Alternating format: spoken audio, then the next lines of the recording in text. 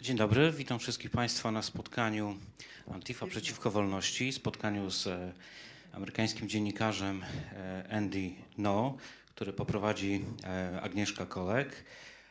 I'm very glad to welcome our special guests, Andy No and Agnieszka Kolek. Let me start with a brief introduction of our guests. Andy No is an American journalist.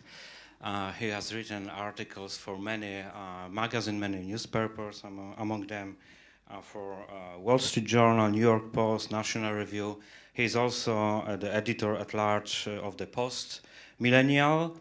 This year he published a book entitled Unmasked, Inside Antifa's Radical Plan to Destroy Democracy. You can see the book here. And the book soon became a bestseller in the United States. Today he will talk about his experiences with Antifa and other types of street activism.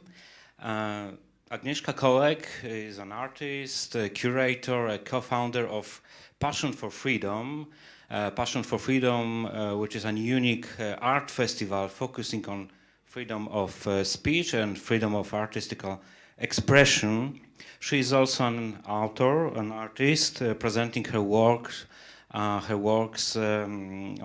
the exhibition Political Art. Thank you very much for being here with us, for accepting our invitation. I welcome you again, and Agnieszka, I give you a floor. Thank you. Before we start, I wanted to warmly invite everyone, also people that are watching live streaming on Facebook, to come to see the show, the political art show here in the castle.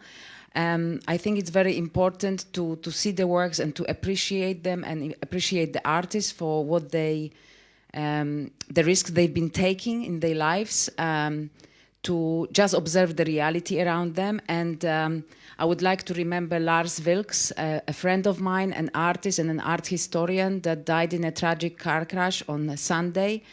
In Warsaw, in a free country, you can see the biggest collection of his works now, and you have a chance to go and see this work until the 16th of January 2022. I urge you to come to Warsaw and see these works. Wherever you are in the world, get a ticket, get on the flight, and come and see the works. Now, I'm honored to have Andy here as my guest. We thought that we're going to have a conversation. He prepared the PowerPoint with also interactive media to present what he's observed in his reporting, in his work reporting on the actions of Antifa and in general far-left movements in America. I thought the best to start would be for Andy to just do a brief introduction, and then we're going to work together with this presentation. I will be asking him questions, and we move smoothly through that. And then I think we would open the floor to the questions from the audience, and I'm not sure, maybe also on the Facebook we might have some questions coming up, so we make sure that there is time allocated to that as well. So Andy, if you please start. Well, first, thank you so much to this museum for inviting me. It is truly an honor to be able, for the first time, to present in the context of being in solidarity with artists whose works have been either faced censorship or calls for censorship. And this is my first time speaking in Europe, and it's my honor to do it in Poland. I think what ties me into fitting in the context of the political art exhibit that's happening right now is that there's an attack on the freedom of the press in America if you dare to report on subjects or topics that counter what the legacy establishment press wants you to believe. As well as politicians and institutions and cultural institutions as well. And what you hear every day in America is that the only threat of extremism that exists comes from the far right. Now, one of the misconceptions about me and my work is that there's this perception out there that I write about Antifa because it's in defense of the far right. It's not true. My parents were political refugees to Vietnam. They escaped the communist regime of Vietnam. They lived through a revolution and regime change and were imprisoned in re-education camps and sentenced to hard labor in the 1970s. And so for me, having an American citizenship means much more than the passport that I hold. It carries with it this need for me to honor the history that came before me and those who fought for the freedoms that I and most of my peers really take for granted. So I don't have the luxury of a lot of journalists to dismiss threats to the American Constitution and the American Republic. Certainly the violent threat from the far right exists. That's undeniable. However, that reality is also then exploited to deny the existence of the threat from the far left. And when I was a student journalist back in 2016, I didn't know anything about what Antifa was. I was in Portland, Oregon at Portland State University. I worked as an editor for the student newspaper.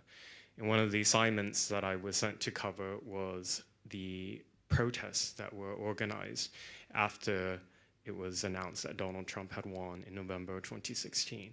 Now, I live in Portland, Oregon. Portland, Oregon is in the northwest of the United States. It's a very, very left-wing city. I would say it's a political monoculture. And that's important because there's no counterpoise and there's no need for moderation when you have dominance from one side, from only one political side. So the reaction in my city was not just to protest the election results, it was actually to call for political violence. They took to the streets and started fires, breaking into businesses and properties, and declared that the election was illegitimate and therefore any expression of political violence was tolerated. And what I witnessed on that night as this naive student journalist were mobs of people dressed in black uniforms with their faces covered. This was pre-COVID, so at that time it was unusual, carrying melee weapons like bats and crowbars and carrying rocks in their backpacks to smash out cars one by one, businesses one by one, and the whole city was overwhelmed for 3 days. We had 3 days of rioting because of the election. And for the next 5 years, what we saw was, instead of a realization that we have a far left extremism problem, not just in Portland, but in other liberal cities in America, the narrative we were told that was that any reaction in opposition to the Trump administration was legitimate and that people needed to resist by any means necessary. And if that involves political violence, if it involves looting, if it involves arson, and if needed killing, then it's fine. I wanted to brought this to attention to the audience that you've been attacked, and not only once, but actually twice, and I wasn't aware of the second attack. So the first time you were attacked and you ended up in hospital, and that was really serious. You could have died that time because you had a brain hemorrhage and you could have lost your eyesight because it wasn't a milkshake, it was actually some kind of a chemical mixture. So you know the risk of that. So can you tell a little bit more about how the violence manifests itself and you being aware of the violence? Why do you think it's so important that you yourself take that risk to report? Are there no other journalists to report it? There are very few who do it, because if you dare to show up, and you don't even have to provide critical commentary, you can just have a camera out to document what's happening, and what's happening is organized violence on the streets of American cities. The journalists will get targeted normally with robbery, assault, and if you keep doing it, then keep showing up, as I did, because of course in the beginning I was harassed, I was threatened, and I refused to back down. I was perhaps foolish. I thought at that time that this is America. Nobody's going to tell me what I can and cannot do in the public space to document public events. I'm going to do it. And I did so, and then in 2019, they beat me very severely in downtown Portland, stole my camera equipment. That was the least of my troubles because they bashed me repeatedly on the head and the face, and then threw all these liquids on me so I couldn't see. I was hospitalized, I had a brain bleed, so I could have died from that. And that, I mean, that, what happened to me and then the reaction from the mainstream press was, well, Andy's a provocateur, he's a conservative journalist, he's right-wing. So like you were asking for it, right? Exactly. And that's the theme. You see that repeated a lot in a different context on this continent, particularly whenever there are jihadist attacks that happen from country to country. The liberal apparatus of the press and chattering classes, instead of focusing on the perpetrators of the violence, then focus either on the individuals or the society for some type of blame. So one thing that we hear a lot in America, and you see it printed and repeated all the way up to the executive level, the president, is that antifa is an idea that it doesn't really exist in organized form. I've spent now years reporting and looking into the American manifestation of this movement to better understand it. And the thing with the statement is that Antifa is an ideology. That statement in itself it's not false. It is an ideology, but I think it's really analogous to the radical Islam, for example. Radical Islam is not a group. There are many organizations, and there are those who don't even belong to an organization who just follow in the ideology, can be entirely radicalized either as an individual, as a small cell, or in a small network. So you can think of it more in that way, and that's more along the lines of how Antifa organized in the United States as well as in Western Europe. Can I actually ask on that point? So let's say there's quite a lot of research into radical Islamic groups and how they operate, and people are aware of Al-Qaeda. Then when they went a bit down, and there was more of a push within their circles to find everything online, and the Inspire magazine, and in a sense, an individual could just research things themselves online, or they could be part of a group and then access manuals how to make a bomb or how to do a stabbing to kill as many people as quickly as possible. So is there also available material online how to riot? What are the techniques? What are the methods to be successful? How to sow the fear? How to target individuals? Can you find materials like this online available, or is it on the dark web? How does it work? You can find it easily online at these. They have websites, and they call themselves like think tanks. It's not an official think tank, but these are anonymously run websites that have all the pamphlets and books available as PDF files that you can print out. And so if you go to these Antifa direct actions, as I've done a number of times undercover, you'll see almost always they will have their literature available on a table, like either in the form of a book fair or in a pre-gathering before a riot. And the literature is exactly as you describe it. It has instructions on how to make firebombs, Molotov cocktails, how to evade police detection while carrying out organized crime, how to occupy spaces, like take over buildings and secure exits and entrances. Very extremist material, and also, of course, how to dox your political opponents as well. Doxing is this tactic of finding out, for example, where somebody lives or their phone number or where their family works, and releasing that information like on social media and just spreading it out to tens of thousands of people. So basically it's like a open call to action, meaning like open call to threaten you or harm you physically, because it's releasing personal data that is very sensitive. And it's not just coincidental. It's not like they are asking to send birthday cards to you, right? Yeah, So it's to intimidate it's someone as they see as an opponent, as an enemy. it's to make somebody live with dread and fear at every minute of the day, and that's what they've tried to do to me. I've spoken about previously about how I had to leave the United States because my information was fully doxxed, as well as my family, and people have actually shown up at my family's home on multiple occasions, and all of it's reported to law enforcement. Another thing that I'll get to in the course of this discussion is the political context in various cities in America that allow this lawlessness to go on, because it doesn't just spring out of nowhere.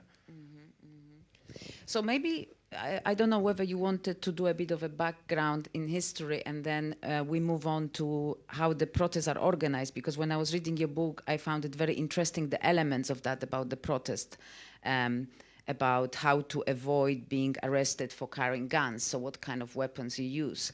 Then also, what is the role of vandalism in the street protests? So I found it very fascinating, you know, so maybe we can move on. Yeah, so just real quickly with this first slide, all these photos on the right are various people who have been arrested at Antifa riots in Portland, Oregon. Where I live, the public can still request through law enforcement the names, photographs, and charges of people who are arrested. And this is actually one of my big projects that I worked along with for this book, because this is one of the very few ways for us to actually see who these people are unmasked. Because normally, even if they're arrested and charged, their cases get dropped at a later point. So there's never a conviction. We have the prosecutor. Most prosecutors in the United States are elected politicians. So if you have a city that is entirely left-wing, you're going to have a prosecutor who's not going to apply the law evenly. So if you go to any Antifa direct action on this continent or in North America, you'll see that they will have a certain number of symbols in the form of flags or banners.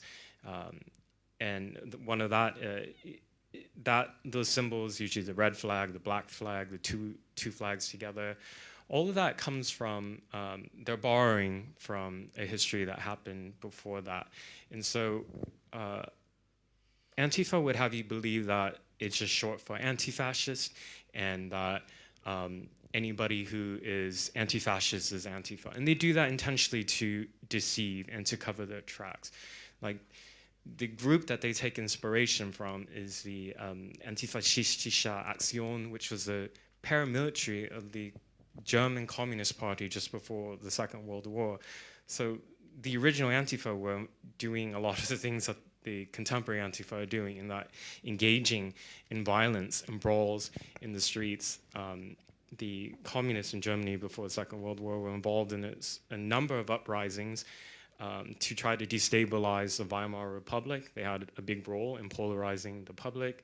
And this is a history that the Antifa rely on. I guess they rely on the ignorance of this history in the public to sort of fool just the average person into thinking that the original Antifa were great groups was a great group that opposed the Nazis. But no, if you actually looked at what the original Antifa did, what the people they were fighting were the Social Democrats, and then were trying to overthrow the government of the Weimar Republic. So their history is in fighting and opposing liberal democracy, which is their agenda today, actually.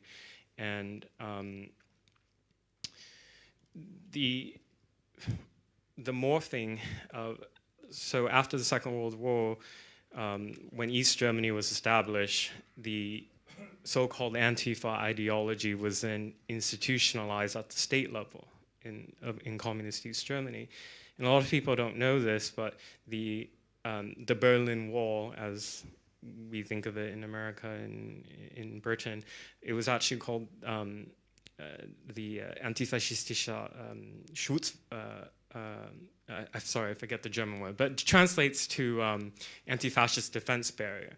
So the so-called Antifa ideology when they say that they're opposing fascism, it can include actual fascism, but it can also include liberal democracy and actually anybody that dares to oppose their ideology. So, you know, they would refer to a gathering like this speech itself as a fascist event. And the next video that I'm going to play is of what happened 3 weeks ago in Leipzig, Germany.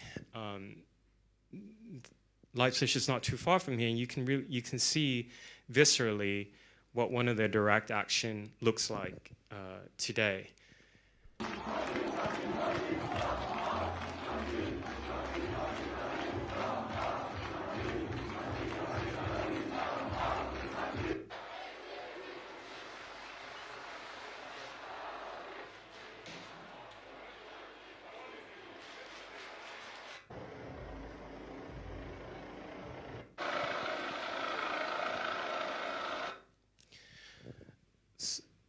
So what happened in Leipzig 3 weeks ago, thousands of antifa from all over Germany descended on the city in the east to hold their protest march that inevitably always leads to violence. So they were destroying property, creating barriers in the street for an autonomous zone, and started fires. And they gathered to intentionally intimidate the prosecutors and investigators who is prosecuting one of their comrades who's accused of orchestrating a violent attack on some victims.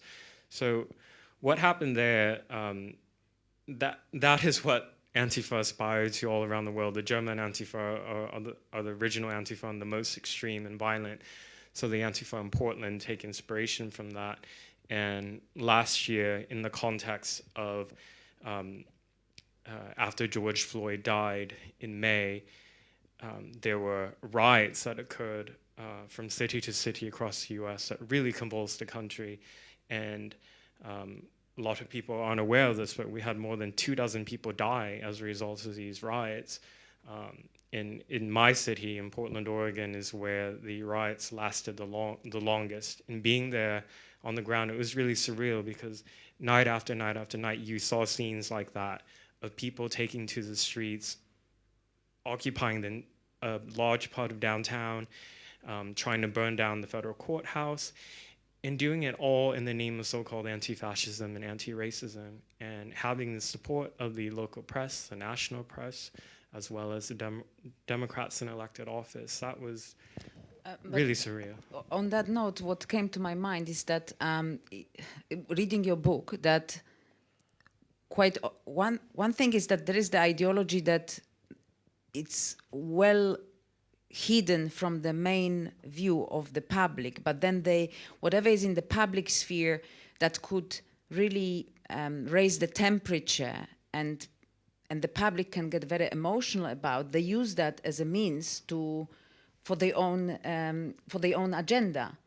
So, leaving aside whether there is institutionalized racism or not in America, because that's a separate conversation, they use this very difficult situation and then orchestrate it towards their own goals.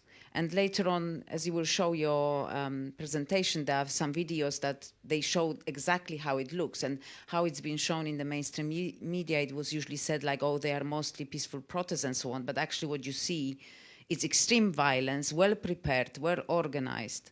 So I find it quite interesting that they would wait for these moments, and depending on a society where they are embedded, they would choose the subject that is the most inflammatory, and they try to bring the flames higher, and then they try to travel on these flames to achieve their goals. So that's interesting. And also the tactic that they assess the situation in a country, how far they can go with vandalism, whether this is the point to start burning things or whether this is just the point to do the graffiti, just to deface the buildings. Yes, I'm so glad you brought that up, because it's not just out of nowhere that you have seen this photograph was taken in Portland on the shortly before I was beaten in the summer of 2019. It's not just out of nowhere that something like this can spring up and you have months and months of organized nightly street violence. Antifa's ideology, it's this fusion of anarchism and communism. They believe that the communism that was done in the 20th century was wrong because it was instituted from the top down. They believe that it can actually be instituted from the bottom, essentially getting rid of states and borders and organizing communities in communes. That's the ideology. There's a lot of theory behind it. It's obviously not really appealing to the masses. And so how they've been able to really successfully mainstream themselves is to exploit certain political events that happen. So in the United States, the election of Donald Trump was used as the pretext that America had voted in a fascist, and therefore now it was up to everybody to oppose by any way possible this new regime.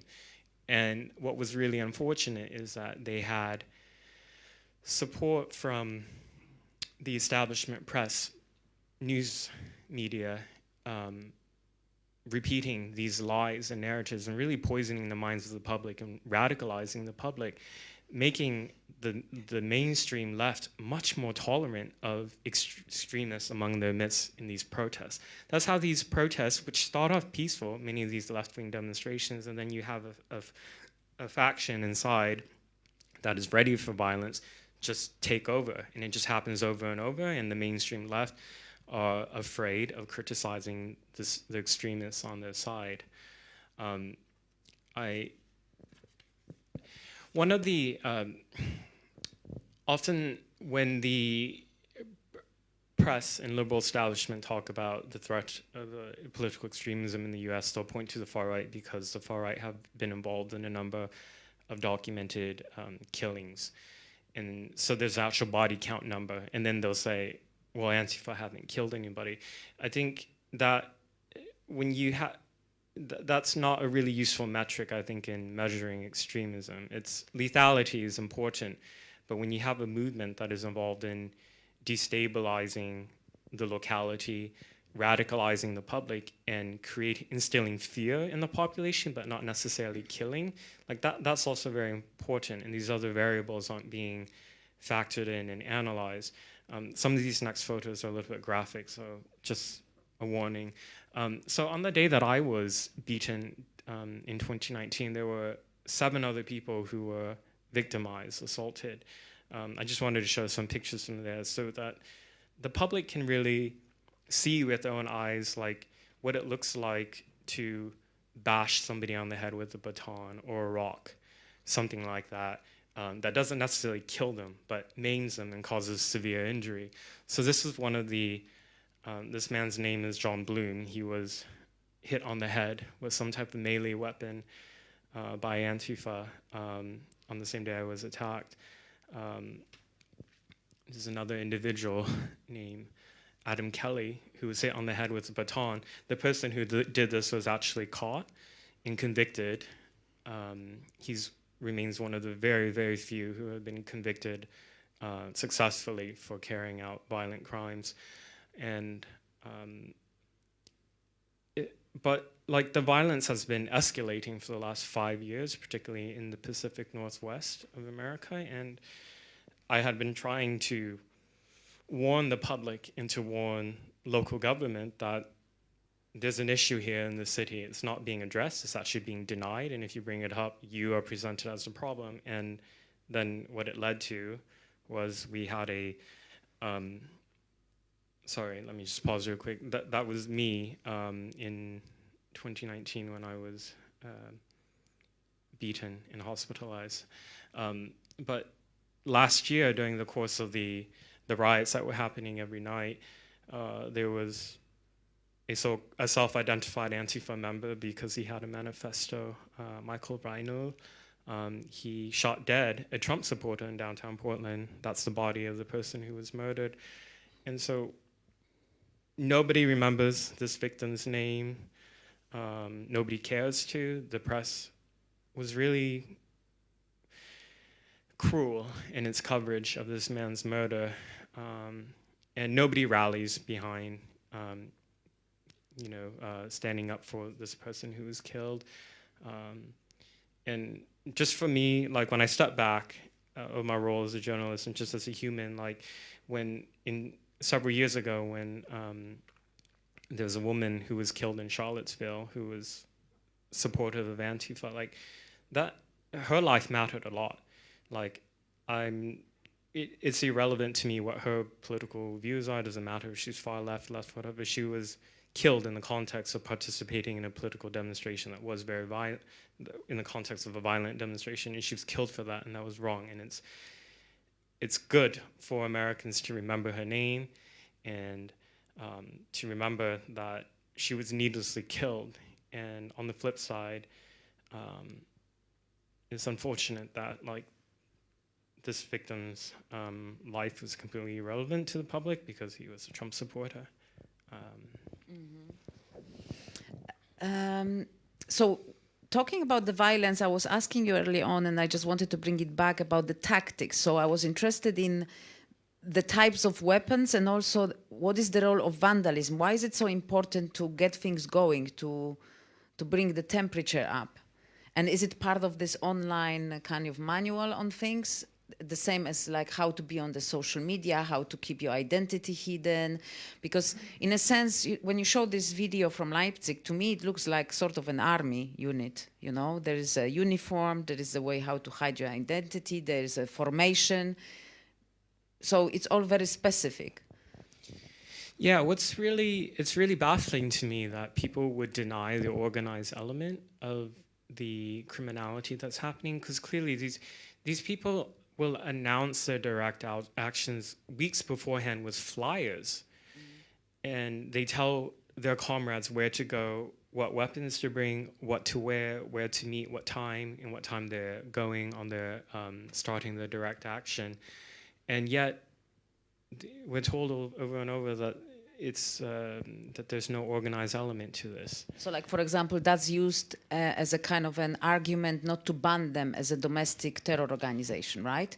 And within that, then I'm interested also in the role of the social media and all these online chat rooms and so on, because what I find fascinating is if there is a terror attack, Islamic terror attack, then the police goes through all the social media accounts, through chat rooms, through, you know, they get all the kind of transcripts of things, whatever it's not encrypted and hidden. And here that's not happening? The law enforcement doesn't ask for it? Or is it within this political elites, it's in their interest that things are not really researched and these people are not pursued by law and put behind the bars? So even though law enforcement is supposed to be separate from politics, they're still deeply influenced by the political currents. So right now, doing any investigations into ideologies of far-left extremists is not considered okay. Like, you'll get reprimanded from your superiors, or even maybe all the way up to Joe Biden, and those at the executive level of the administration will chastise and potentially even fire various individuals. So you have everything to lose if you're, let's say, in the FBI or whatever, if you are to investigate the networks that these individuals belong to. Instead, what will happen is the individuals would just be prosecuted strictly on the crime they did, which is what should happen. But then if you look at the court documents, then you don't see any mention of their statements about being involved with Antifa and other symbols that they'll post on their social media, other things that sort of contextualize why the violence happened. You talked about like the role of vandalism. So this is an iconic statue in Portland. It was set on fire many times last year, and the plinth that the statue stood on was hacked away by the rioters, who used those rocks then to throw it at the federal courthouse to try to break inside and to throw it at police. So the statue was at risk of falling over, so the city removed it.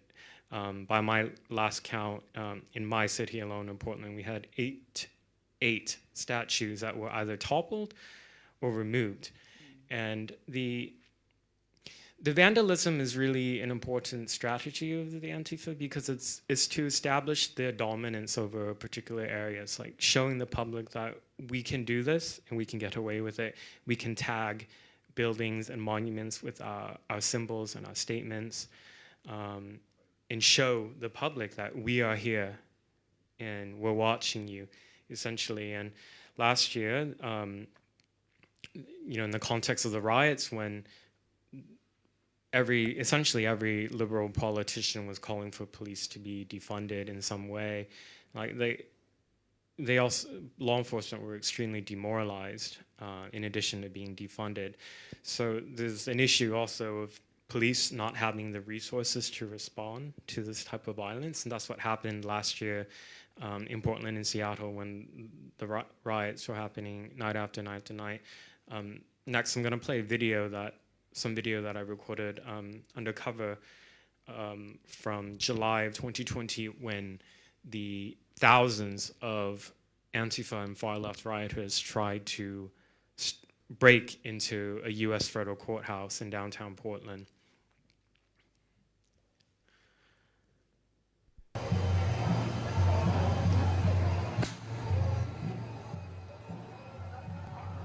So that, you see those lasers? They were so organized in the violence. They had entire teams, people who threw explosives, lasers to blind the eyes of law enforcement. And more than 100 officers received eye injuries. They came with their own electric weapons to try to, electric tools to try to cut down this fencing. When I was reporting this, that individual came up and asked him to stop. And then all these people around threatened to beat him up. So then he just left, and they continued, as you will see, trying to break down this barrier.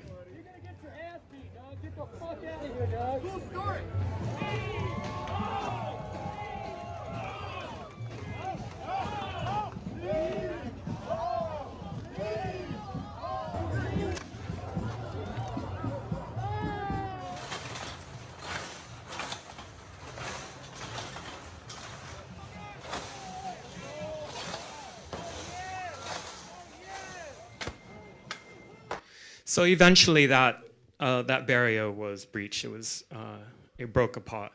And you can see I went the morning after one of these riots, and this is what our federal courthouse looked like in Portland, Oregon. And Portland's a major city in America.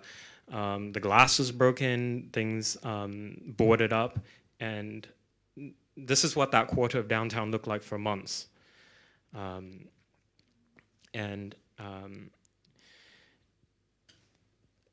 So these are 4 photographs of 4 of the 8 statues that were toppled in Portland. The top left is Abraham Lincoln. Top right is President Roosevelt. The bottom right is George Washington. So Antifa, just with their impunity, were just attacking every symbol of the city's history. And it's part of their ideology. It's not just vandalism for the sake of vandalism. I mean, that's part of it. A lot of them get caught up in the lawlessness and being allowed to do anything and everything. But doing acts like this is meant to try to erase history, literally, because they don't view the United States as a legitimate country. They don't view any country as legitimate, but the US in particular, they call the US a fascist state. They view it as like the head of a snake that spreads fascism around the world. And so that was why I picked the subtitle for my book, Inside Antifa's Radical Plan to Destroy Democracy, because they don't recognize liberal democracies at all. And this is their doublespeak when they say that they're against fascism. What they're referring to are free societies, actually. And like this lawlessness just went on and on and on last year, and it devolved to a point where in Seattle, which is the largest city in the Pacific Northwest, they actually established an autonomous zone. I went there, and I didn't feel like this could happen in America. It felt really like they actually took over 6 blocks of city property and had checkpoints, multiple layers of checkpoints. And so you see the barriers here, and it looks like, these are people just standing around, but if you go there, they have guns out, and they ask you, who are you?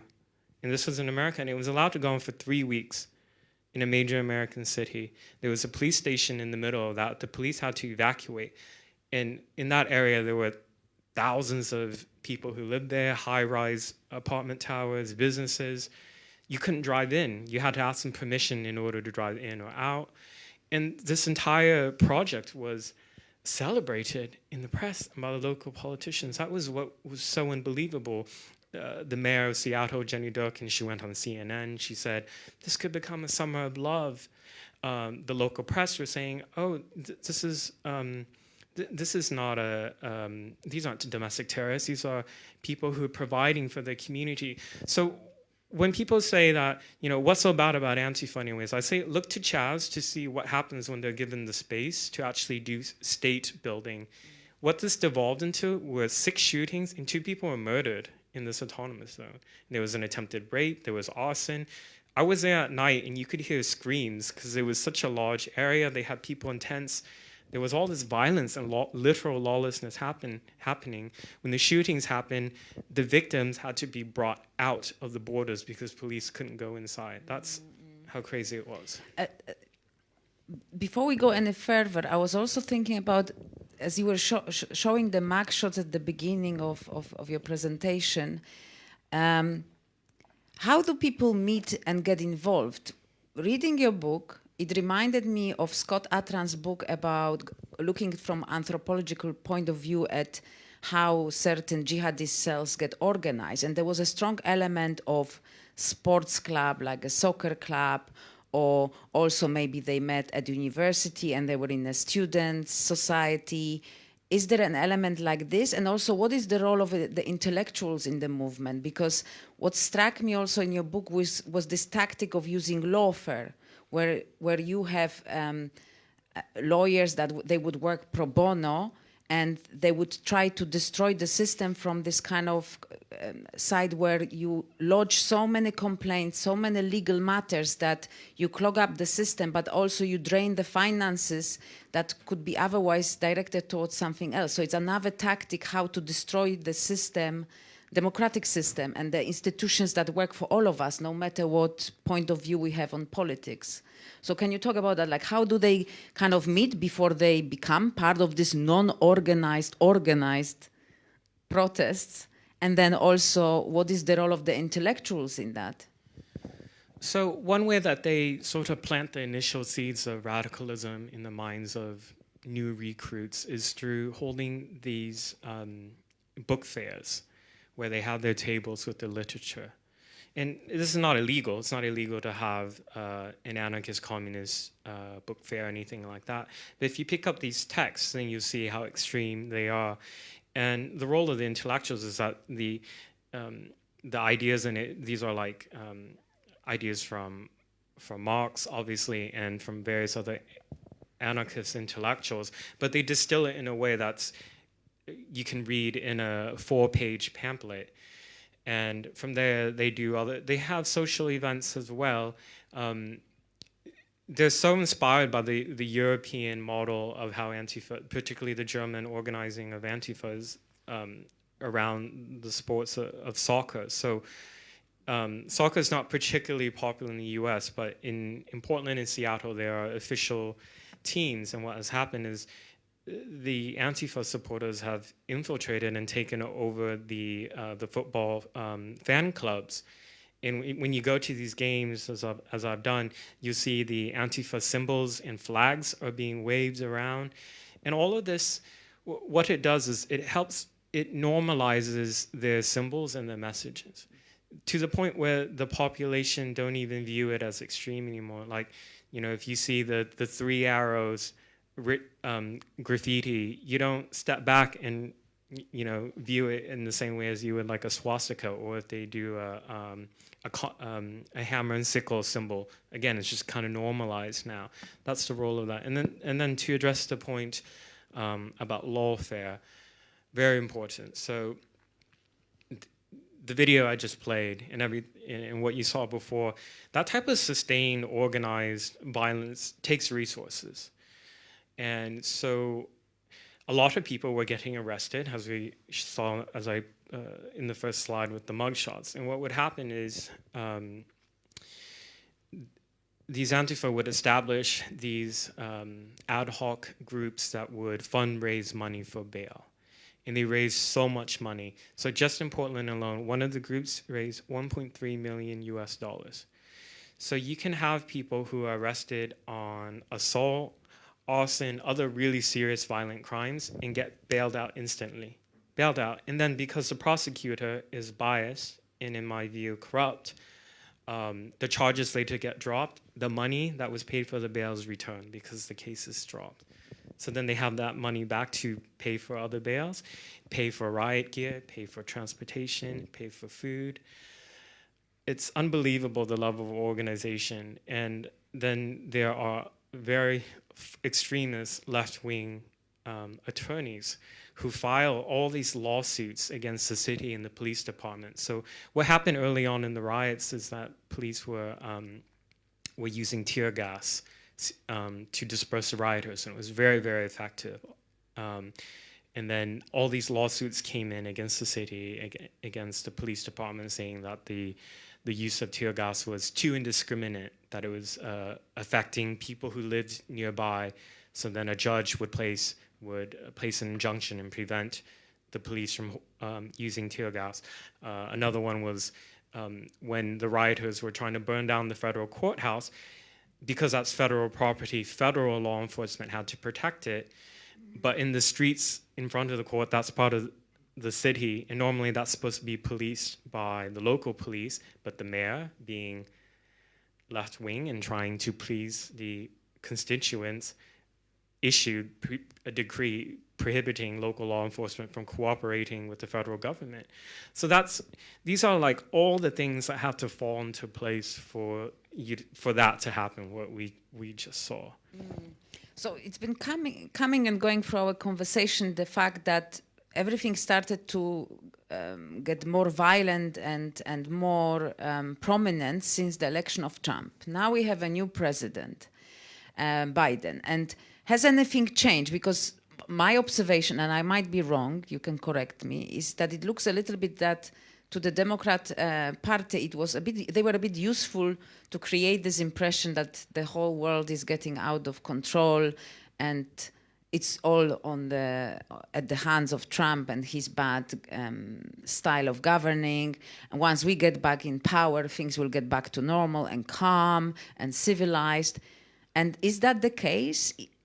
Has the violence stopped? Has things calmed down? Or is it still going on, but just a different pattern? And what do the elected politicians now sitting in power, so they cannot blame anyone else for what's going on, how they respond to what's happening?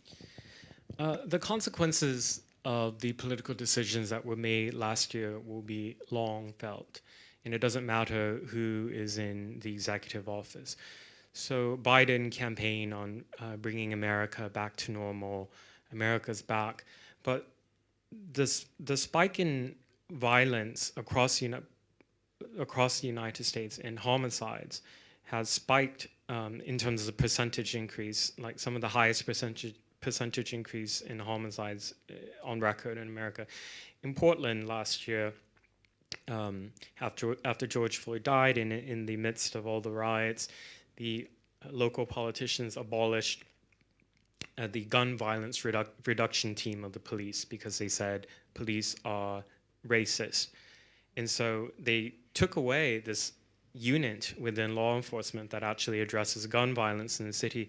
And now we have a record number of shootings and homicides in the cities. And this will be long felt, these political decisions that were made last year. So it hasn't gotten better under the new administration. And in fact, even though the frequency of the riots has declined, and it goes back to what you said earlier, that there has to be some type of event to be exploited by Antifa on the far left to get the people on the street. Because otherwise, their actual numbers are relatively small, and by themselves, they aren't that effective. They have to really embed themselves in a larger gathering of leftist protesters. But what has been happening is that the use of force has escalated in the times that they have held direct actions. So on the 22nd of August, Antifa took over waterfront in downtown Portland and created an autonomous zone for the day. They were very much like a paramilitary in that they actually had people going on patrols with military gear and rifles in front of them. Police just stayed away and let it happen. And this was in downtown during the day. And then later on in the day, they confronted a 65-year-old man they accused of being far right. It was a random citizen walking in the street. There was a shootout, and one of the Antifa shot at him. Fortunately, nobody was injured in the shootout. The man surrendered himself. He was arrested and charged. The Antifa escaped, still at large today. Then 2 weeks after that, in a nearby city in Olympia, Washington, Antifa engaged in another shooting and actually shot somebody. And that person was recently apprehended. So this is so this is what I mean when I say like it's getting worse in a different way. Mm-hmm. It's not the same nightly violence that we're seeing as before, but the weapons that they're bringing out and are willing to use now are weapons that will kill. Mm-hmm. You had some documents you showed me, because there's like this pattern. So I heard and read that quite often when the politicians are being asked to designate them as a domestic terror organization, then there is not enough evidence and it cannot be proven and so on. So would you be able to show them and to explain, especially with, when you have the evidence online, then obviously it's wiped out and we see the papers from the court. And can you elaborate on that, please? Yeah. So these two headlines is really emblematic of what the legacy press in America says about Antifa, which is again and again to repeat this mantra that there's really no evidence for Antifa. And the thing is, if you look at a court document and it says this person is accused of, let's say, felony arson or felony assault and felony rioting, it doesn't say anything about what they believe, what networks they're a part of. You would have no idea. And the press then says, see, no evidence of Antifa. Well, I mean, this is then my role where I step in as a journalist, and what other journalists should do is you should then look in who the suspects actually are. So that's one of the charging documents. So you see this suspect, Ryan Howe, these lists out the charges: to incite a riot, to organize, promote, encourage, participate in a riot. It doesn't say anything about Antifa, and it wouldn't. But then I go and I look at the social media, which nobody bothers to look at. Oh, well, look at that. So, and I have so many examples of this. So it drives me, it does my nut in that to hear over and over, there's no evidence for it. I'm like, the evidence is there, you're just not looking. And then, of course, very quickly after these people are arrested, they'll delete anything that exists online. But, that's, I try to save whatever I can find. This was in Portland. This was at the start of the rioting. This criminal complaint here was probably one of the most illuminating. So this individual, Emilia Chamrovitz, she was reported to police by her housemate and according to the criminal complaint, her housemate said that she came home and told her that she participated in the riot, in arson attack, that she's part of Antifa, and that she was looking forward to going out again so that she could hopefully kill police. This wasn't reported at all in the local press or the national press. Like, nobody bothered to quote from this is actual court document. And of course, this person was charged with a number of crimes and the case was dropped. And that just happens over and over. We had more than 1,000 people in my city alone, Portland, that were arrested at the riots last year. 90% of the cases just dropped by the prosecutor. And the number will probably be higher in the end. This isn't, one of the things that people don't talk about a lot is that Antifa don't just attack like law enforcement and businesses and statues. They also go after symbols of Christianity. Antifa is an atheistic movement, but they hate Christianity in particular because they view... They don't attack mosques? No, They afraid of confrontation? exactly. They are pussies. So this was in Portland. This was at one of the Antifa riots. This individual was actually caught. She had, as you will see, smashed up the Catholic church that provides charity and outreach for homeless people. So this is what they do. You know, they march on the streets, and you just see the tactics. They're all dressed the same. Very quickly destroy a particular building, and then run back into the crowd and blend right in. And street preachers have been assaulted by Antifa in multiple cities. Antifa will write. This is really disturbing. In the summer, there was a open prayer event for Protestant Christians in Portland, which is quite unusual. Portland is not a religious city at all, but there was a small gathering in the waterfront and downtown, and it was a family event. There were mothers and children there, and Antifa called that event a fascist event.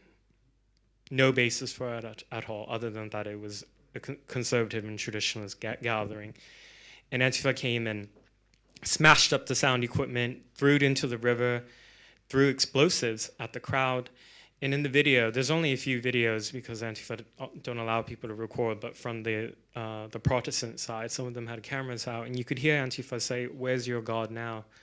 So I'm not a religious person, but when I hear and see over and over this multifaceted attack on all these sacred things such as freedom of expression, freedom of religion, art, history, like, this is what I mean when I talk about like the threat that Antifa face, the threat of Antifa. You know, it's not just like people who are killed. Like, you can't just measure the danger of a movement by how many they kill. You know, if they are maiming people, if they're setting cities on fire, it's like, these are all things that have to be taken into account that are not.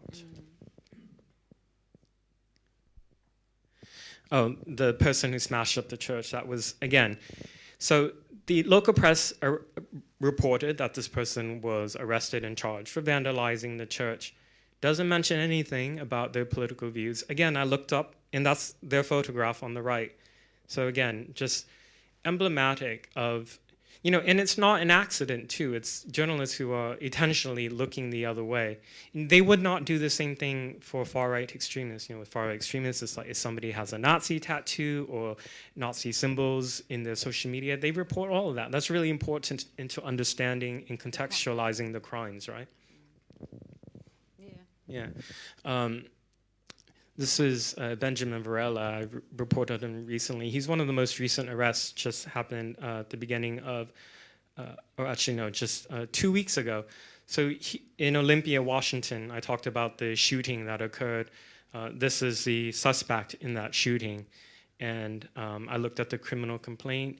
After the shooting, the shooter went into an alley and changed out of the black clothing, threw it away, changed into normal clothing. The suspect was identified a different way, but it just goes to show you how like they come with weapons with the intention of carrying out crimes and having an exit strategy ready as well. And so we discussed different aspects of it. We looked a little bit on the social media. Is there anything you would like to add on the social media and how it's being treated there? Whether, you know, they look into that, whether they try to moderate it or ban some of the accounts. Also, is it possible that other state actors could be involved in manipulating this situation? Because it's very easy to infiltrate different groups and also under disguise or a different name to also kind of create certain situations to manipulate the political situation in another country. So have you seen any evidence of that? Anything in the public sphere in states in relation to social media and their role in extremism, and also here in particular Antifa and far left? So I myself have, when I went undercover and was listening to some of the conversations that Antifa were having, they discussed about the importance of Twitter being for what they call mutual aid. Mutual aid is just is what they call support. So they do a lot of their fundraising by sharing certain usernames that are connected to Cash App and Venmo accounts on Twitter. And because all these accounts are anonymous anyway, if any of them, and not very many of them get banned, but if one happens to get banned, all they need to do is open a new anonymous account. They are already connected to the same networks. So the new account can just be retweeted, shared by somebody who has a lot of followers, and then that message is then shared again. And Facebook and Instagram and Twitter, they talk all about, wanting to clamp down on incitement to violence and political extremism and glorification of violence. But you go on Twitter, you'll see every minute Antifa are calling for violence and organizing violence. And I bring attention to some of these accounts, the accounts that organize the riots every night in Portland, and the accounts are still on social media. So that's an issue with big tech. It's no secret that the people who work at these corporations are left-wing and have a political agenda. And in that regard, I'm not really sure what can be done. But you can see a lot of the organizing is actually done out in the open. You can see clearly on their posts what weapons to bring, what to wear, where to meet, what to do and what not to do. But there's also this element which I found very creepy, the cyber swarming. Can you just describe what that is? I found it very creepy. Yeah, so cyber swarming is a technique of where, let's say one Antifa account that has a lot of followers, they will say, meet at this location in the next hour. They give a time, and immediately they get people there. Or it can even be quicker than that. Sometimes it can be to target like an individual. Like for myself, I'll make it personal. When I was at a fitness center last year, somebody recognized me and posted to go find me at the gym. Fortunately, I was gone before anybody confronted me. But this is an example of what they do, and they can actually get people to a particular event to harass or potentially assault somebody. I think maybe it's time to open to the question from the floor. Would someone be running with a microphone, or yeah? Because that will help with the recording and the Facebook. While that's starting, and just with this final slide, these are the type of graffiti that they write around Portland. So this is what I mean when I say it's not just graffiti. It's meant to instill fear in the public in their particular subjects. So they call for people to kill me all the time, and this is just left up, and you can report it to police. They'll take a report, but nothing's ever done. So that was part of the reason why I left. And it's hard for me to overstate how it seems like a contradiction, because obviously when I say a city like Portland allows chaos and anarchy and lawlessness, somebody from the outside would be, what are you talking about? You have a judicial system there, you have a government there, you have a police department, you can go there, you can have a nice time in a restaurant and visit. All that is true, but it's also true that there's also, when political violence is being carried out by the far left, all the pressure is placed on law enforcement to not do anything. Mm-hmm. And so that's what I mean when I describe it as sort of lawlessness, that you can have people write these messages and leave it up all over the city. You can have them topple statues. Nobody was ever convicted over any of the statues. So you can destroy property, you can start fires, essentially with impunity. Do you have a recording of some of the threads? Or is it too much? I can play it. This is just a compilation of some of the phone calls that I received earlier this year, obviously from all accounts who are using fake or unknown phone numbers. You're a fucking little bitch.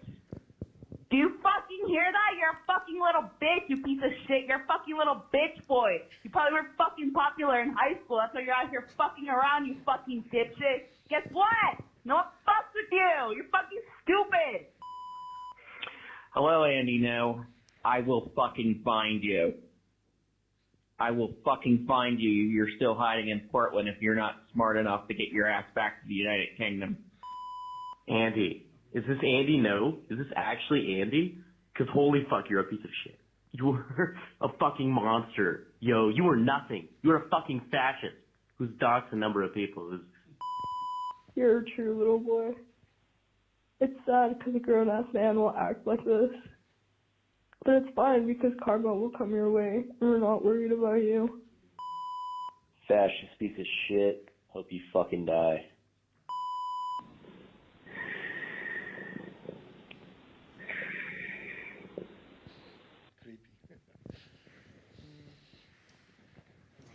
You are a brave man. Thank you for your work, and I open to the questions from the floor. Okay. First of all, thank you very much for arrival to Poland, and I follow your Twitter profile, I think, since 2015, so very beginning. Sometimes I drop my comment. Never mind. I appreciate. Two points. One is that perhaps for your information, a lot of influence, of course, to American Antifa comes from Germany. And I think you in the United States miss one point, that there is a fine psychological displacement in German left. In 1968 or around, they made this displacement that they get rid of their fascism from Germany and displace it onto United States. Since then, America is a symbol of fascism for left-wing Germans. And most people don't realize how much this is the fact, psychological fact in Germany. Then, coming back to the United States, I don't comment on these obvious things you said. One point is that, don't you think that, let's say, the opposite side, let's say Republican side or liberal side, in classical liberalism, is in fact in disarray. They don't own media or very marginalized ones, so they don't keep any symbolic power anymore. They cannot arrange foundings in a way like the left side is capable of doing. Moreover, the traditional sources of financing are withdrawing. Let's say the big capital is going to the democratic sides for a long time. And there is also ideological deficit. I would say like Republicans are either paleo-conservatives, which are marginalized anyway because the times have changed and their paleotic point of view is not important anymore, simply speaking. It's not much the current times. Or is again grounded in classical liberal ideas of 19th century, again, not aligned anymore with the modern days. So my question is, where is the thinking of American conservative liberalism at the moment? Where are the institutions of thinking for the opposite to the left? So the American left has cultural dominance in all the institutions that are self-replicating. So you can think of entertainment, journalism, academe, education, kindergarten through primary school. And so they really capture not just the current generation, but like the next generation, the next, because of their holds on these institutions of power. So the Republicans, in my view, don't really know how to respond. I mean, no matter how they respond, the press is either not going to cover their response or to cover in a way that is dishonest or extremely biased. And another thing is, in in my view, when it was politically convenient, like last year during all the riots, you would see many Republican politicians in America issue statements on Twitter or go give an interview on Fox News and say Antifa is a domestic terrorist organization, and then just leave it at that. You know, a statement like that, even from the former president, when President Trump had stated it, it's kind of meaningless because the First Amendment protects all forms of expression. So you can espouse far left or far right views in the United States. That's not illegal. The government can't prosecute you for that. So just going and saying they're domestic terrorists, Antifa's domestic terrorists over and over, to me that views more as a rallying cry to get maybe donations or to get your base excited. But it's not a solution to what's going on. I mean, you see through my presentation that there are so many variables at play that have allowed this to grow to the problem we see now, that there's not really any single simple solution that a political party, even at the executive level, the Trump administration couldn't do anything. For example, when the rioters were trying to burn down the federal courthouse, all the federal government could do was send in law enforcement to protect it, but then you could see the violence that was happening on the streets. They couldn't do anything because the local officials tolerated that. So it's a social ill that we're experiencing, I think. And to simplify in one line, I think there has been a mainstreaming of political violence by the mainstream left. That the video of George Floyd dying last year was so shocking to the entire country, but particularly like the left. They really exploited that to say that like we have to do anything and everything, and if some people want to use violence, that we have to accept it. And you saw commentators going on broadcast television and writing in papers or records over and over the defense of looting, defense of arson. Yeah.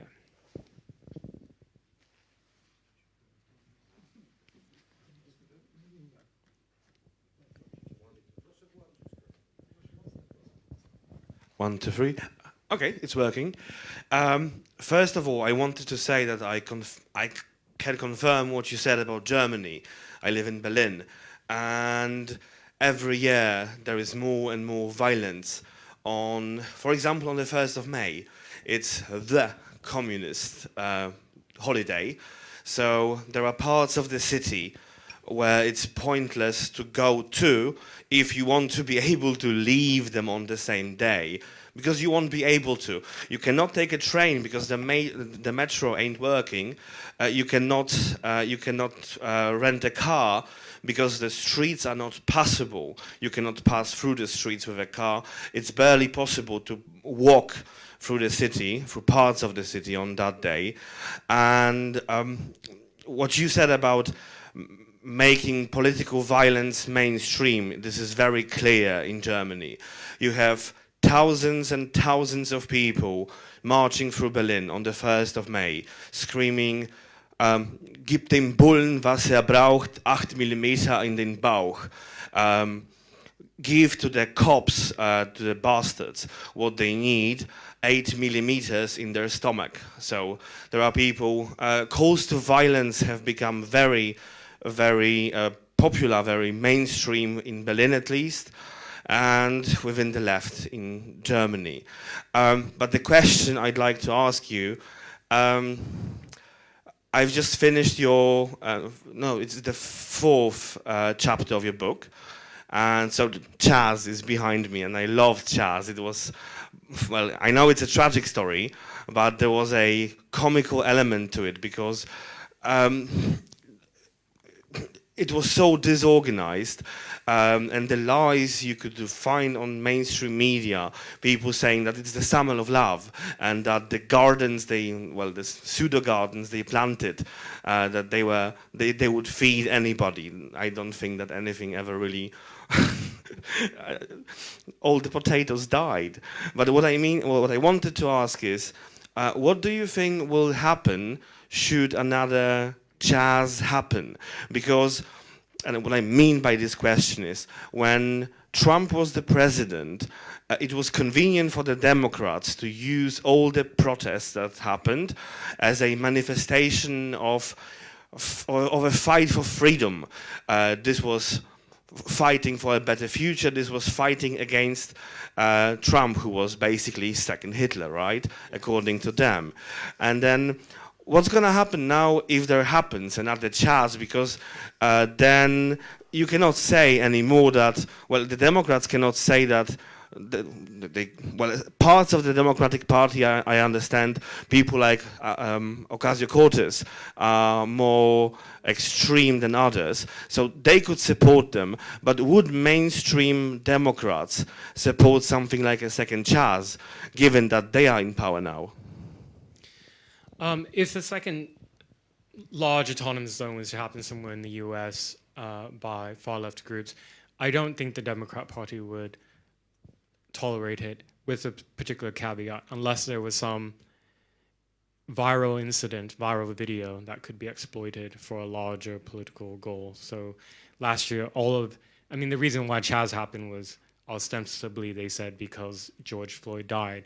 Then again, that was used as a justification for carrying out months and months of open criminality. These extreme acts, they always have to latch on to something for a larger legitimacy. So, yeah. And there is no legitimacy now at hand. There's not any legitimacy happening at home, but even if there was some type of video, that, in my view, is not legitimate. I think what happened in Minneapolis, in one incident in a country of 360 million people, does not give the right for people to go into to maim, to burn, to kill with impunity. And,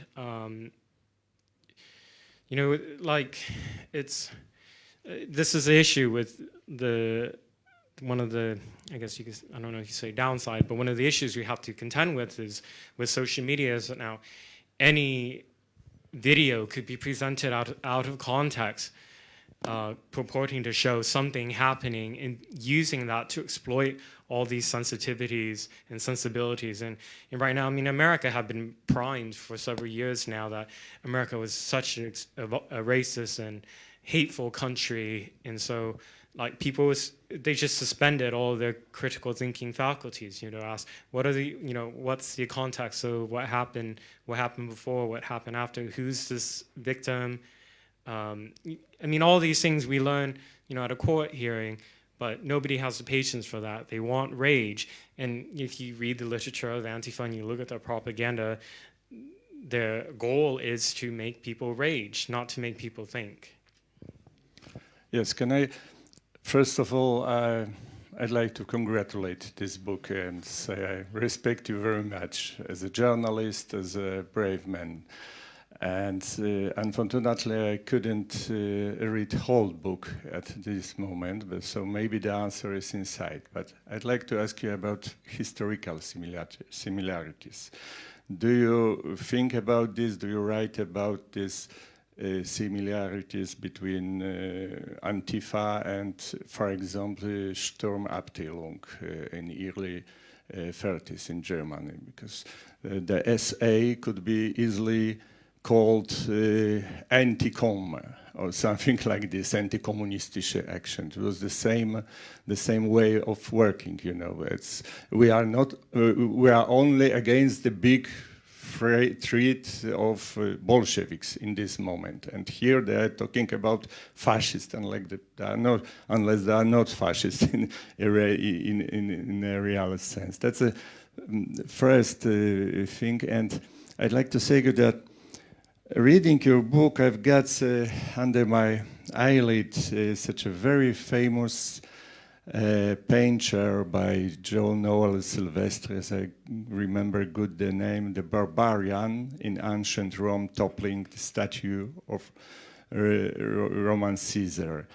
And I think there is something like this. We've got the barbarian, those faces, yeah, from police files. They are not faces of civilized people. They are faces of barbarian. But in ancient Rome, this barbarian came up from outside. In this moment, in America, in the center of the world, these barbarians were brought up inside. You born this barbarian, you American, sorry, I said, you born them, you educated this barbarian. How could it possible? How did it, how it happened? That's, I think that's the crucial thing. That's the crucial question. Answer must be done. There's a chapter in the book talking about the history of the original Antifa paramilitary. So I dive into the role of various paramilitaries in the Weimar Republic before the Second World War. I think if you look at the actions of the extremists who were involved in political violence at that time, let's say you strip away their uniforms, the actions from the Antifa as well as the Nazi paramilitary groups were really the same, targeting political opponents, assaulting people, engaging in brawls in the street, intimidating political opponents with the goal of destabilizing and overthrowing the state. So in that way, I can also kind of apply a similar lens to look at the Antifa today, in that, like, you strip away the political ideology, let's just look at their actions, what they do, and it's plainly violent extremism. And what's used as a red herring by the liberal establishment, and that includes the press, in America, is that to say, well, Antifa is just opposing people on the right or the far right. To me, as a lowercase liberal, it's irrelevant to me what somebody's political views are. They should never, ever, no one, by law, should be targeted for violence because of the political views. So there's this red herring that, for example, when Antifa, if they throw a brick at somebody or smash somebody over the head or the face with a weapon, they say, well, this person was a fascist. It doesn't matter if it's true or not. That really should be irrelevant in a modern liberal democracy. Why should anybody either espousing certain views or having views that are unpopular or extreme or unpalatable, these extremists want to use that as a pretext to carry out acts of violence.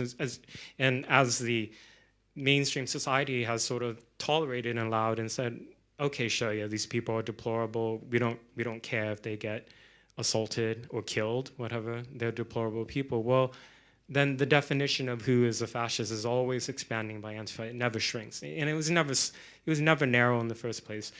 In the American context too, like, you know, Americans don't really understand fascism well. You know, we didn't on American soil actually see fascism. So they have in their mind kind of more of just this amorphous enemy. So hopefully I answered that question. Thank you. Yeah, thank you. I'd like to introduce a little bit different approach to this interesting topic and relate it to the exhibition above us, the exhibition on political art. What are your thoughts on the anti-fascist interest in art? Why do they engage? Like for this, in this case, in this exhibition, they sent letters to the female artist and encouraged them to withdraw from the exhibition. But why is an art exhibition interesting for an anti-fascist movement? And do you think it's because they want to exploit attention from the art world, or do you think that they consider art world as part of a domain, and that that other actors should not be allowed to make exhibitions? A great question, and by the way, for the audience, this is Jan Lundberg. He's the co-curator of the exhibit. So first, thank you for your role in making this happen. it goes to show, so that, like, a lot of attention obviously is focused on the violence of Antifa because it's very visceral, but in my book and in a lot of my reporting, I also focus a lot on things that they do that are non-violent, but are extremely damaging as well. I think the attacks on freedom of expression and targeting the art exhibit and spreading spurious claims and trying to get artists to withdraw or to boycott and to intimidate participation in the exhibit. I mean, all this goes to show that they have so many tactics and strategies that they use to attack freedom of expression. It doesn't just come down to hitting somebody or starting a fire. There are so many steps that they can do beforehand. And I think we shouldn't just dismiss it as sort of a, an annoyance, because by challenging the heart of the legitimacy of freedom of expression and normalizing opposition to it in the public, what you do is then you delegitimize the laws that protect freedom of expression. Because if the public, enough of the public, doesn't actually believe that freedom of expression should be protected or is sacred, they're gonna elect people who are going to try to change the law. And we're seeing that in some Western countries. May I? Yes. Thank you for bringing up really powerful images of what happened in your town. Yes, and Portland is a very specific geography, okay, and I'm quite sure there are other places, other parts of the United States that have a very different kind of problem from the political point of view.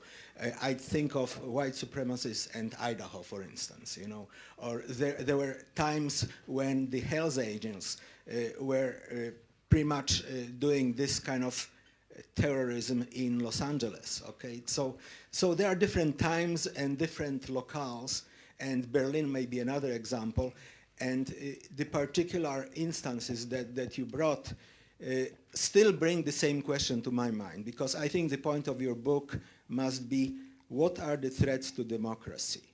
And the states are the biggest democracies that we have, but at the same time you show how vulnerable it is.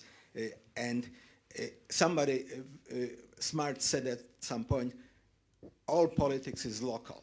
And you gave an excellent example what the local politics means for a place like Portland. It's horrible. But my question is, for the question, the ancient question, cui bono, who's profiting from it, okay?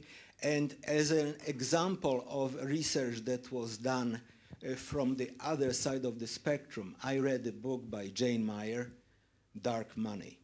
And that is, that's a very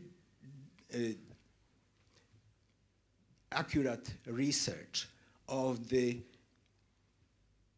effort by very few very rich people, among them the Koch brothers, Robert Mercer, and many others who were within their circle of friends and acquaintances, to bring the power to media like Fox News and use it to generate Trump.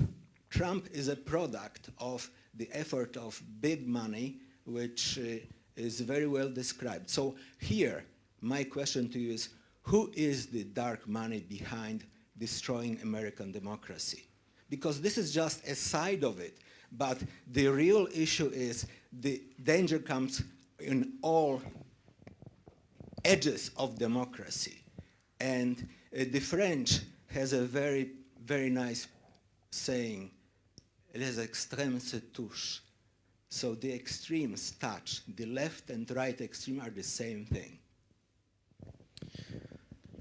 To answer the question about who's benefiting, the enemies of America are benefiting. So that can, if you want to analyze it, let's say from state actors, in the last 5 years, some of these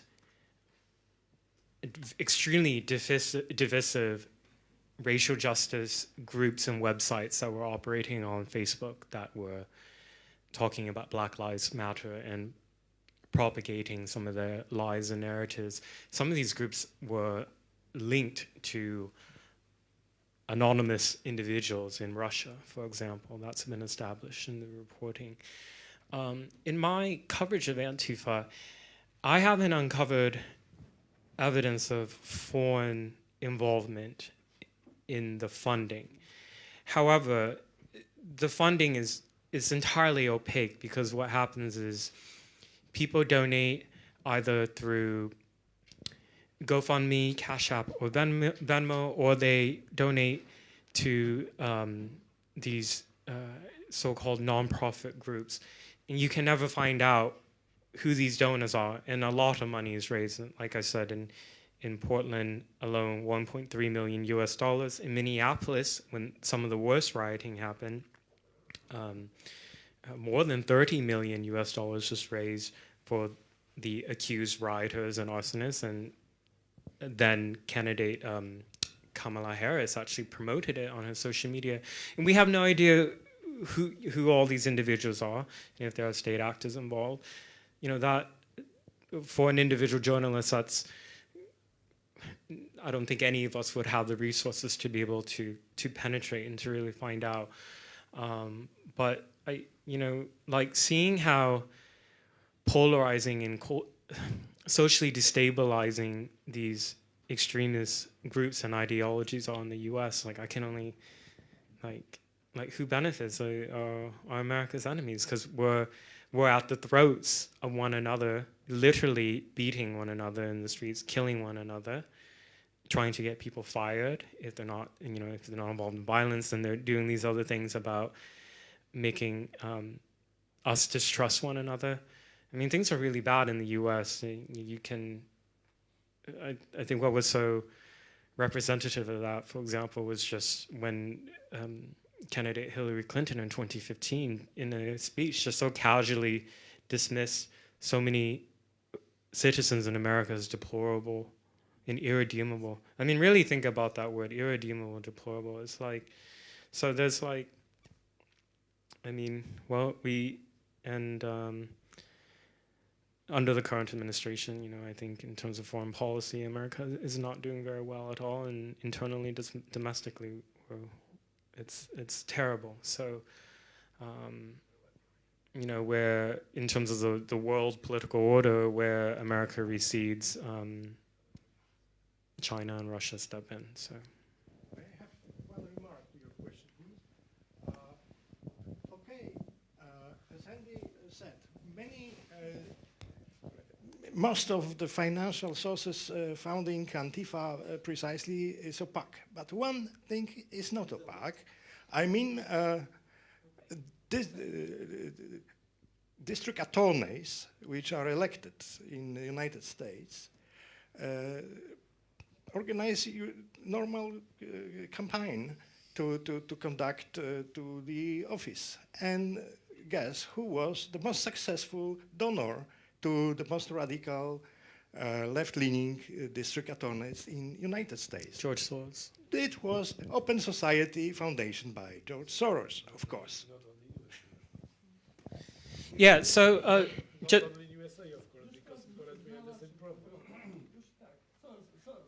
So just to contextualize, district.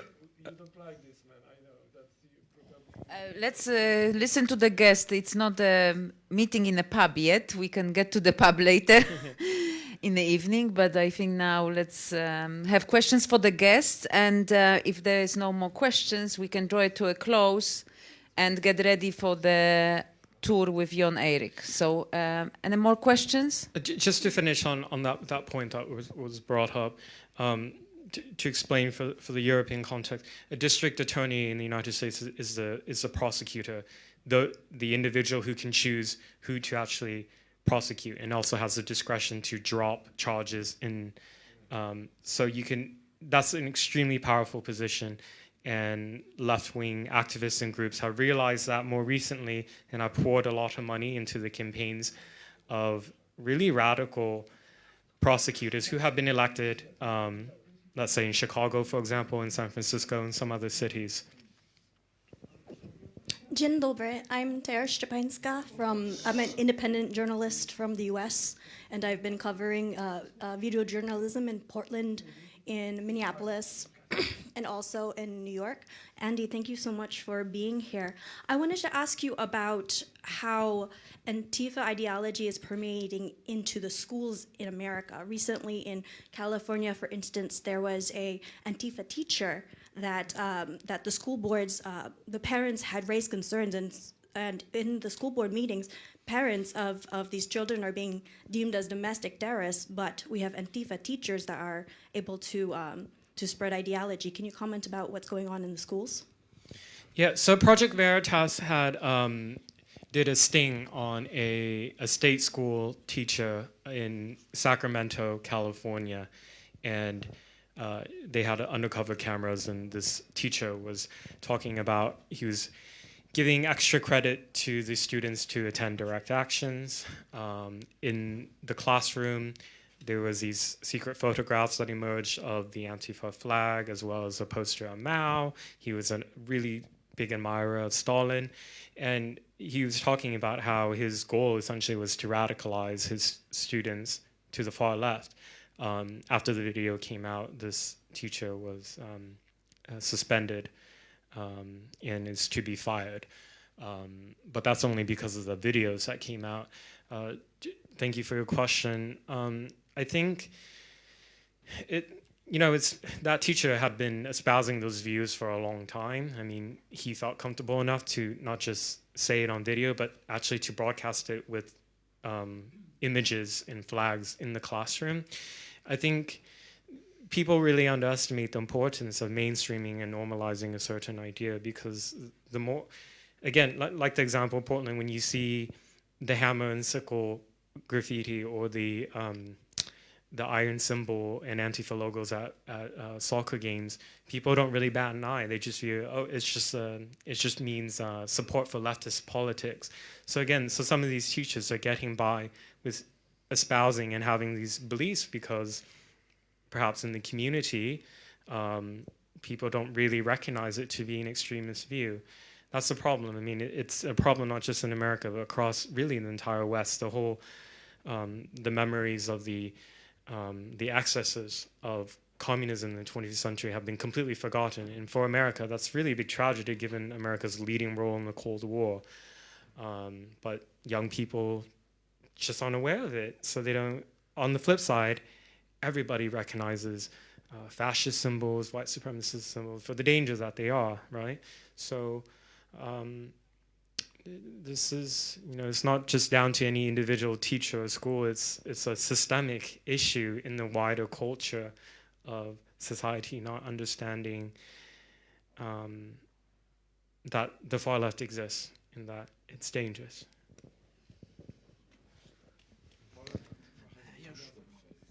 Good afternoon, Mr. No. A couple of questions. First, considering the pretty obvious, huge amount of obfuscation when it comes to informing about the scale of violence in America, in the mainstream American media, by what kind of amount, in terms of in broad strokes, would you say the number of victims is underestimated of those months and months of riots? Because you mentioned a couple of dozen, and I've heard similar numbers thrown around, but that seems just unbelievably small. So what's easy to track is if somebody's dead or alive, right? That's a binary. So the number that I gave is 26 who were killed as a result of the riots.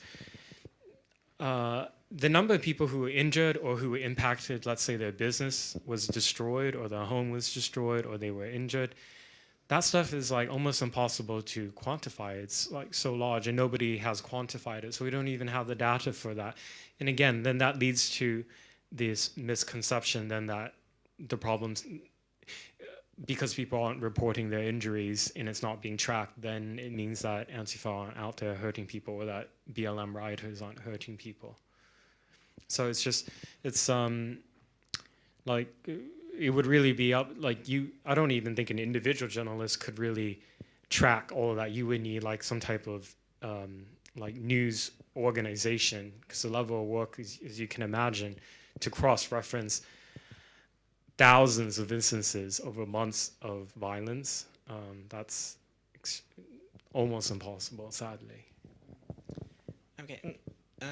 Now, secondly, from what I gather, both from your work and from talking to radicals on the internet, to be perfectly honest, there seems to be two general sorts of people who join Antifa specifically. It's kind of true for other kinds of movements like that, but let's just keep it to Antifa.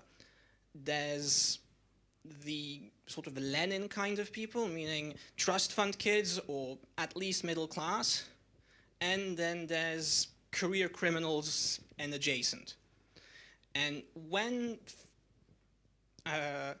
stuff actually starts happening, it would seem, like in the example of Chaz, which you describe in detail, the career criminals tend to take over, as was the case of the black rapper man in Chaz, whose name I can't recall, but that doesn't really matter. And when it comes to this phenomenon, firstly, am I wrong that this is a tendency?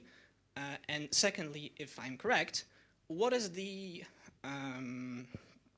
reaction of the former informal leadership of the group? Do they in any way resist? Are they entirely incapable of resisting because of ideological reasons that come down to he's black, so we can't do anything about it? Or do they even have, I don't know, in their vast amounts of training material, which I have no patience to go through, to be perfectly honest, sorry, do they have any tips for dealing with those sorts of situations for their officers, essentially, in training? Or is it something they don't know how to deal with yet, at least? In your experience, of course. Thank you. So they call for uprisings and revolution. They think that they can create a new world order, a new utopia.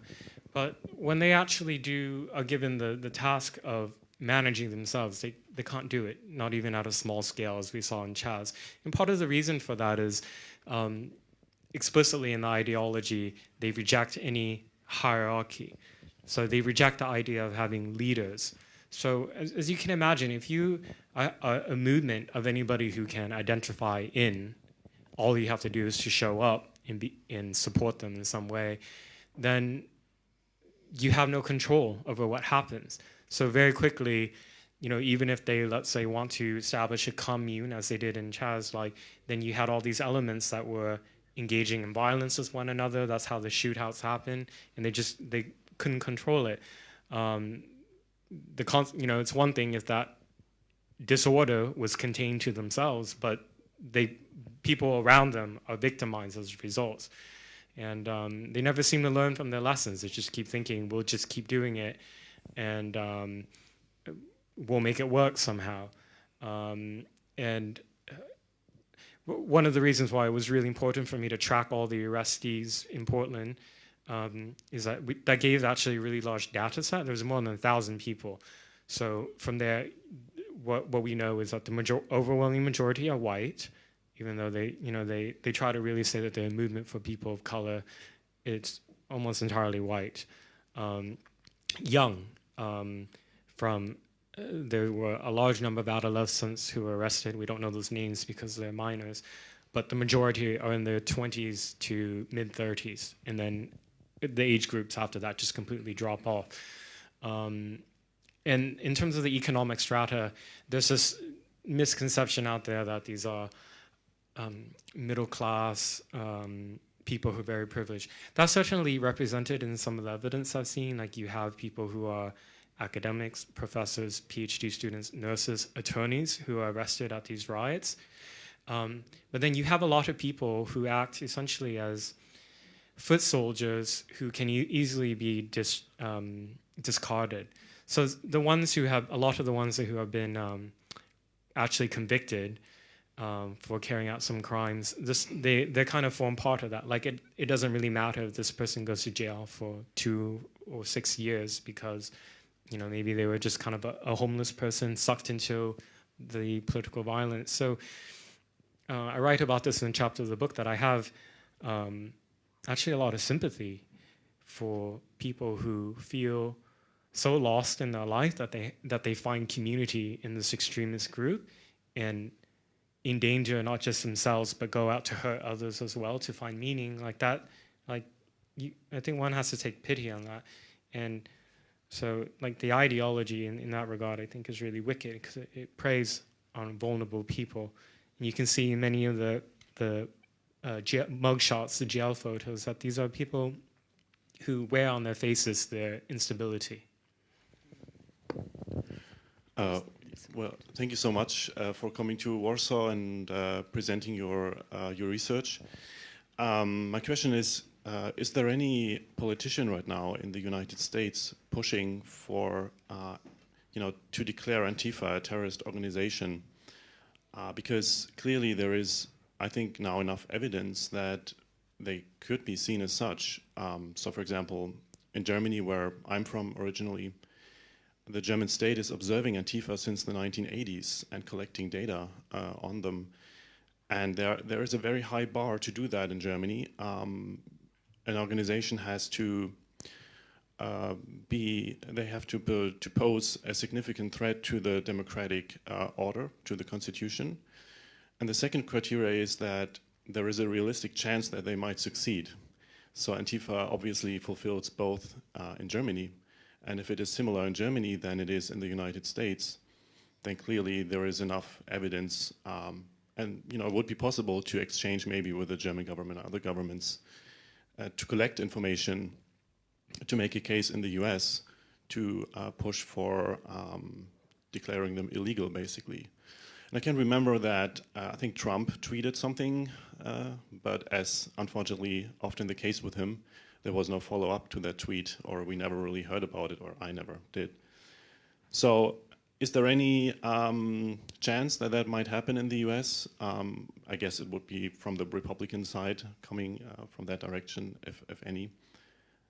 So what are the chances in a post-Trump, or assuming he doesn't run again, I mean in a situation right now to push for that, in your opinion? Thank you. I really admire that the Office for the Protection of the Constitution in Germany does really good tracking of extremism in the country from both the far left and the far right. They track the number of instances, and I cite that in the book. In America, though, because of the First Amendment, how it's been legally interpreted through the many, many years is that the U.S. can never have an office for the protection of the U.S. Constitution, because for U.S. authorities to investigate individuals because of their ideological beliefs, that would be in violation, is interpreted by the law to be in violation of the First Amendment. So this is, around discussions of free speech in America, this is one of the issues that hasn't really been sorted out really well, is that now we're dealing with how do you respond then when you have large threatening movements and ideology that do seek to destabilize and overthrow the state, but then you have a law that prevents any investigative authority from actually looking into these individuals. You can't. And so, unfortunately, the far left have really exploited that. Again, launching lawsuits, lawfare, preventing police departments from collecting evidence. So, some of the reasons why the court records don't mention all these Antifa posts from these people is because that could not be cited as evidence in a courtroom, because that would be seen as the government persecuting someone for their political belief. I don't know what the solution is for that. I think, from civil society, should really be the role of our various think tanks and organizations to be tracking and doing this work. And these organizations do exist on tracking the far right. None do the work of tracking the far left, unfortunately. Simple question. Thank you first for coming to Warsaw. I don't know if you can answer this question, but maybe you observe this movement since a few years. You observe this progress, this developing of the violence. Can you say what they're going to? I mean, what the strategy they have, what they want to what they think. What do you think? How they would like to function in a future, in a politic, in a society? I mean, this movement. Can you answer this? I mean, what is the strategy of this movement? Thanks. Antifa can really only. Is this the last question, by the way? Let's wrap Yeah, up I after think, this. yes, yeah. So. There's one last one with one guy waiting for a long Okay, time. okay. Okay. So, for the last. Antifa can really only exist in opposition to something. It's in the name, antifa. So, for example, if there was, hypothetically, let's say the reason why there's no Antifa in failed states is because there's, you know, in a place like where they actually don't have a state, then there's no, they don't organize there because they don't have anything to oppose like that, and obviously the ideology doesn't appeal to people in failed states. So it's, I see it as kind of as a fantasy for them, an activity that gives them a sense that they're doing something noble, that they are.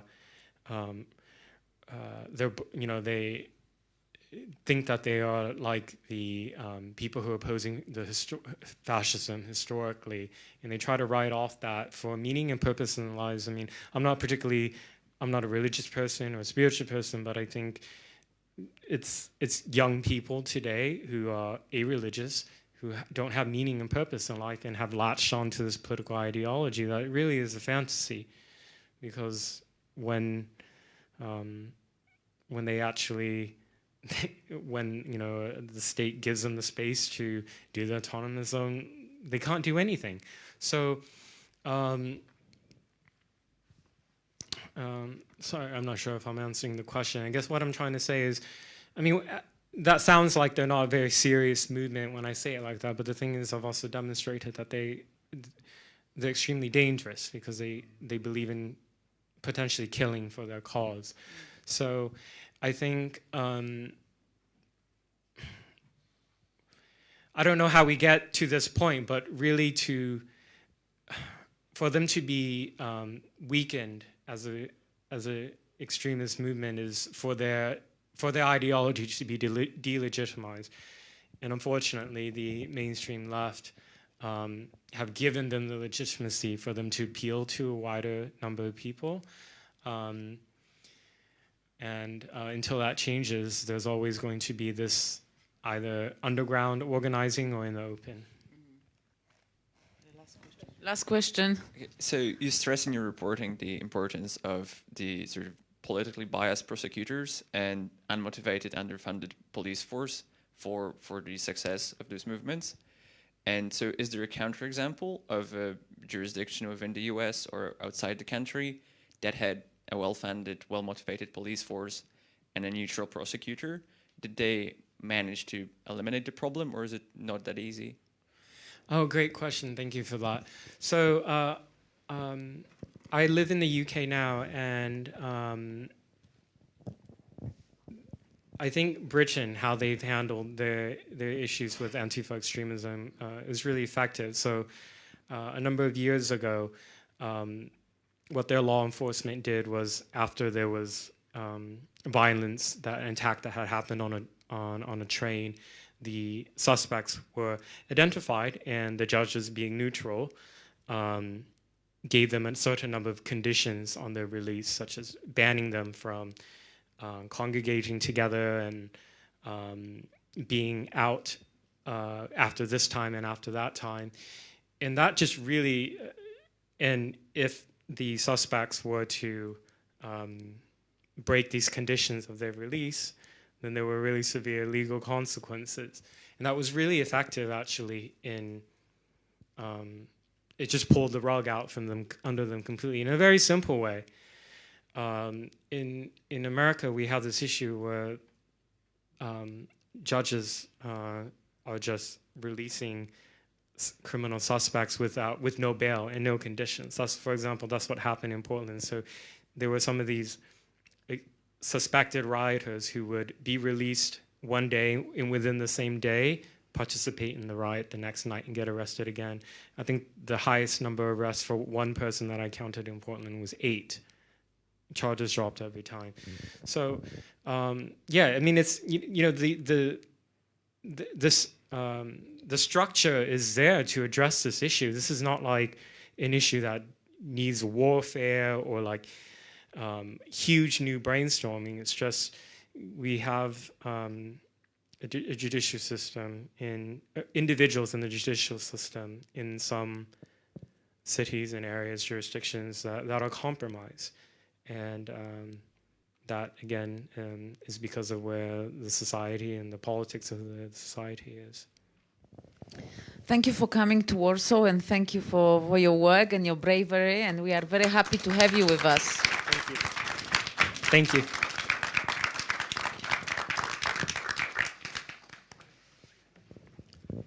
Zapraszam na wystawę.